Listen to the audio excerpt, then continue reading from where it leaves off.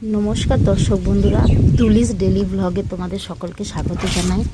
এতদিন আমি তোমাদের টমেটম গাছের উৎপাদন দেখাচ্ছিলাম, কিভাবে বাড়িতে ছাদেতে টমেটম চাষ করেছিলাম তার ফলন দেখাচ্ছিলাম। এবার টমেটম প্রায় শুকনোই হয়ে গেছে গাছ, তাই সেই টবেতে এখন আমি পুঁই শাক রোপণ করেছি।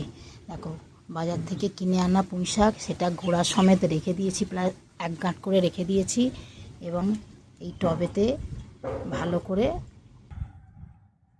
নিড়েন দিয়ে মাটিগুলোকে ভালো করে খুঁড়ে 1 গাঁট করে পুঁই শাকের গোড়াগুলো রেখে দিয়ে দেখো মাটিতে বসিয়েছি। দেখো কি সুন্দর পাতা গজিয়ে গেছে।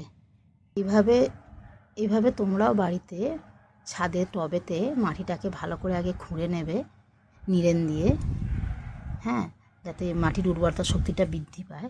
তারপর এই পুঁই শাকগুলো এরকমভাবে গোড়া সমেত মাটিতে পুঁতে দেবে। দেখো কি সুন্দর ছোটো ছোটো শাকের পাতা বেরিয়ে গেছে।